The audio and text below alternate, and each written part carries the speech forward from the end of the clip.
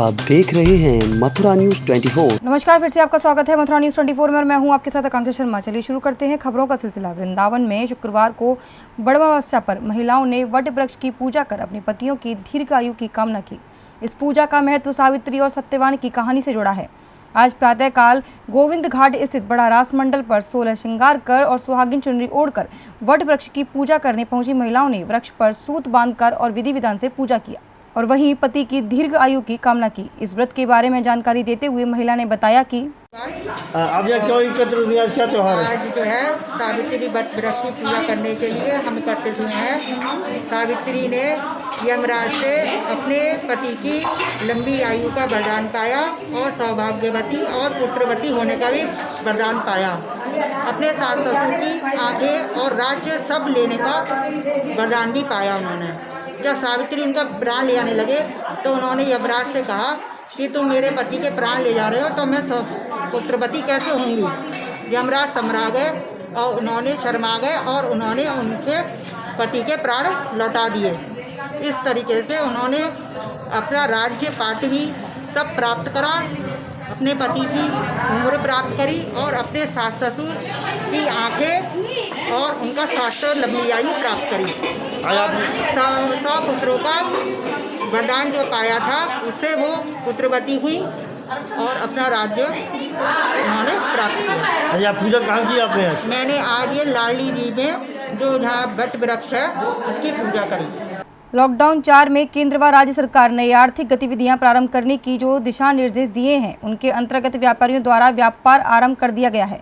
वहीं निर्माण एवं फैक्ट्रियों में कार्य प्रारंभ हो गए हैं, लेकिन देश में अभी भी एक ऐसा तबका बचा है जो अपनी कला के माध्यम से लोगों का मनोरंजन करता है और अपने परिवार का भरण पोषण करता है। सरकार ने सभी वर्ग के लोगों का तो ख्याल रखा, लेकिन कलाकारों का नहीं।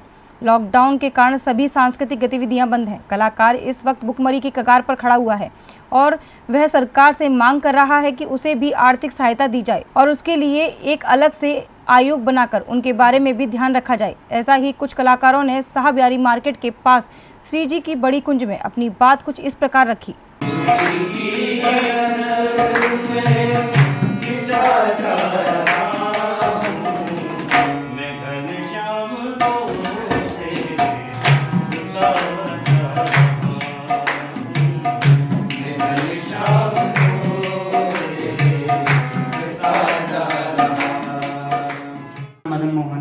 आप क्या कर रहे थे अभी यहाँ पर? बस रियाज कर रहे हैं अभी तो, और कोई काम है नहीं। तो आप इसमें संगीत में क्या करते हैं? मैं तबला बजाता हूँ। तबला बजाते हैं। तो आप प्रोग्राम देने भी जाते होंगे देश विदेश? जी मैं प्रोग्राम करने जाता हूँ, बट अभी तो कोई प्रोग्राम है ही नहीं, खाली बैठे हैं पिछले 2 महीने से। तो आपकी क्या मांग है सरकार से कि जिससे आपकी जीत पैसा सके? सरकार से हमारी बस यही मांग है कि अपने लिए कुछ प्रोग्राम स्टार्ट हो जाए, खुल जाए थोड़ा बहुत, और कुछ सरकार हमारी तरफ देगी या फिर। तो आप क्या मतलब संगीत में क्या करते हैं? भजन गाते हैं। भजन गाते हैं। तो इस समय जो लॉकडाउन चला हुआ है आपकी आजीविका कैसे चल रही है? आजीविका काफ़ी दिक्कत में है सर, और पिछले 2 महीने से काम बंद है और आगे भी कोई संभावना नहीं है। 2020 हमारा ऐसे ही लग रहा है खाली जाएगा और हम चाहते हैं कि सरकार हमारे लोगों के लिए कुछ ध्यान दे, कोई ऐसा विभाग और कोई ऐसा आयोग गठित करे जिससे हम कलाकारों की जीविका और हमारी संरक्षण की व्यवस्था हो सके ऐसे महामारी में और किन्हीं परिस्थितियों में। यही सरकार से प्रार्थना है। अभी सरकार ने अभी कुछ घोषणा की थी 20 लाख करोड़ की, उसमें कई वर्गों को की सहायता दी, लेकिन अभी कलाकारों के लिए कुछ था कि नहीं उसमें? कलाकारों के लिए कुछ भी नहीं था उसमें, गरीबों के लिए था और सब रेहड़ी वालों के लिए था, व्यवसायियों के लिए था, लेकिन हम लोगों की तरफ किसी का ध्यान नहीं है। और हमारे मुख्यमंत्री जी जो इस समय हैं, माननीय योगी जी, वो तो संत समाज से हैं, साधु समाज से हैं, तो उनको तो हम लोगों का दर्द समझना चाहिए। तो आप सरकार से क्या मांग करते हैं? यही मांग करते हैं कि कुछ हमारे लिए भी ध्यान दें और हम सब कलाकार भाइयों के लिए भी कुछ करें। क्या नाम है आपका? मेरा नाम पंडित रूपेश शर्मा है। शर्मा जी, आप क्या कर रहे थे अभी सब कलाकारों के साथ? इस समय हम लोग साधना कर रहे हैं, रियाज कर रहे हैं बैठकर, क्योंकि कोई कार्य तो इस समय है नहीं हमारे पास। तो आप संगीत के कलाकार हैं सब लोग? जी, हम सभी म्यूजिशियन हैं, कलाकार लोग तो हैं। आप तो प्रोग्राम देते भी होंगे और लोग जाते भी होंगे बाहर देश? जी जी जी, हम अन्यत्र जगह स्थानों पर जाते हैं, कार्यक्रम करते हैं, काफ़ी जगह गए हैं, लेकिन इस समय घर पर ही बैठे हैं, खाली हैं। तो ये लॉकडाउन में आपकी क्या रहा मतलब अधिकार पर? इस लॉकडाउन में हमारा जीवन तो इस समय तो शांत है, ये समझ लीजिए, क्योंकि कोई कार्य हमारे पास है नहीं। और इस समय दुकानें वृंदावन में दुकानें भी खुल चुकी हैं। और हमने सुना सरकार के माध्यम से 33% मजदूरों को लेकर सरकारी काम भी चालू हो गए हैं और सारे व्यवसाय धीरे धीरे प्रगतिशील हैं। लेकिन हम लोग क्या करें इस समय? सारे म्यूजिशियन घर पे बैठे हैं, ना तो कोई कार्यक्रम है ना कोई प्रोग्राम है। हम लोग घर पे ही बैठे हैं और अपनी साधना को बढ़ा रहे हैं। लेकिन साधना करने से कुछ अभी इस समय फल तो प्राप्त हो नहीं रहा है। खाली रियाज करने से कुछ कार्यक्रम मिले, कोई आना जाना हो, कुछ प्रोग्राम हो तो हमारी आजीविका चले। पिछले 2 महीनों से हम लोग ऐसे ही अनवरत घर पे बैठकर ही रियाज कर रहे हैं, साधना कर रहे हैं। तो सरकार से आपकी क्या मांग है? सरकार से हमारी यही मांग है कि जिस प्रकार उन्होंने और लोगों के लिए सोचा है, गरीबों को राशन पानी सब मिल रहा है, और लेकिन हम लोगों को क्या मिल रहा है? मिडिल क्लास फैमिली के लिए तो कुछ भी नहीं है। गोकुल में बढ़े पॉजिटिव मरीजों की संख्या के बाद स्वास्थ्य विभाग द्वारा अपनी पैनी नज़र बनाए हुए है। इसी के तहत शुक्रवार को स्वास्थ्य विभाग द्वारा लगभग 22 लोगों की स्क्रीनिंग की गई, जिसमें कुछ लोग जो कि खंडेलवाल परिवार से जुड़े थे। वहीं एक व्यक्ति ऐसा था जो कि कोलकाता से आगरा होते हुए गोकुल आया था। बताया जा रहा है कि इसके घर में शादी समारोह था, जिसका टेम्परेचर काफ़ी होने पर इसको क्वारंटाइन के लिए कृष्णा कुटीर भेज दिया गया है, जिससे कि गोकुल में संक्रमण मरीजों की संख्या पर रोक लग सके। तो सर, जिस तरह से गोकुल में केस निकलते आ रहे हैं, तो अभी तक क्या स्थिति है वहाँ पर, क्या क्या किया? गोकुल में सर्वप्रथम 17 तारीख को हमें सूचना प्राप्त हुई थी कि स्वर्गीय मनमोहन खंडेलवाल जी फरीदाबाद में पॉजिटिव पाए गए हैं। तत्पश्चात स्वास्थ्य विभाग द्वारा 17 तारीख को ही सर्वे प्रारंभ कर दिया गया था। 18 तारीख को पुणे टीमें लगा के सर्वे किया गया।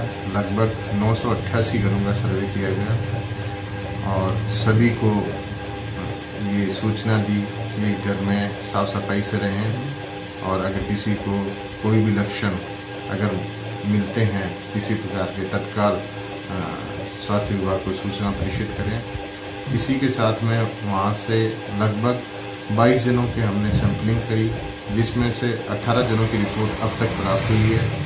उनमें से 2 लोग पॉजिटिव हैं, बाकी 16 लोग अभी नेगेटिव हैं, जिसमें से लगभग 7 जने हमने फैसिलिटी क्वारंटाइन किए हैं। 2 परिवारों को हमने होम क्वारंटाइन किया गया है गोकुल में ही।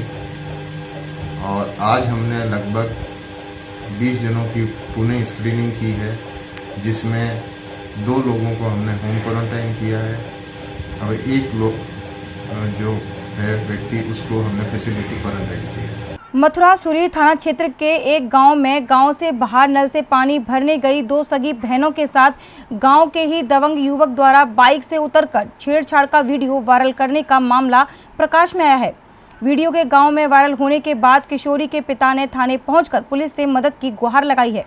बताया जा रहा है कि वीडियो बनाने वाला युवक पंकज गाँव का ही रहने वाला है, जो उनकी नाबालिग बेटियों को काफ़ी महीनों से परेशान कर रहा था, लेकिन इसकी भनक उन्हें नहीं थी। बुधवार को जब वीडियो वायरल हुआ तो उनके होश उड़ गए। गांव में तरह तरह की चर्चाएं हो गईं। आरोपी युवक द्वारा उनकी बेटियों के साथ सरेआम अभद्रता और छेड़छाड़ जैसी वारदात को अंजाम देकर वीडियो बनाया गया और उसे सोशल मीडिया पर वायरल कर दिया।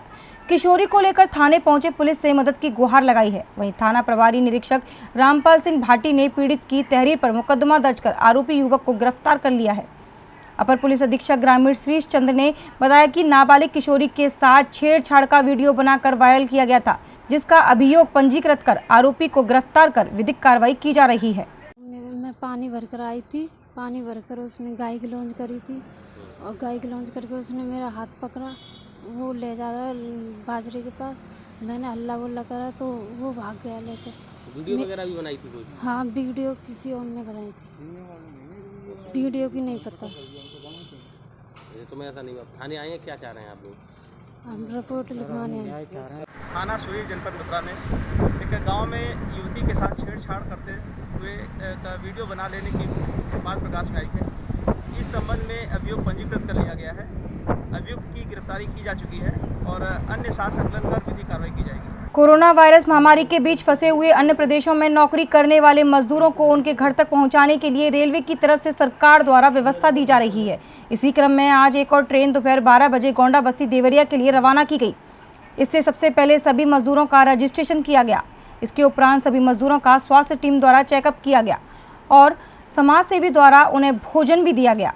उसके बाद रेलवे प्रशासन की तरफ से उन्हें टिकट दी गई और सभी को ट्रेन के अंदर बैठाया गया। इस मौके पर रेलवे प्रशासन के साथ साथ मथुरा प्रशासनिक अधिकारी मौजूद रहे। इस श्रमिक ट्रेन में यात्रा करने वाले सभी मजदूरों को समझाते हुए और उनकी सुरक्षा के लिए आरपीएफ और जीआरपी के सुरक्षा बल को तैयार किया गया।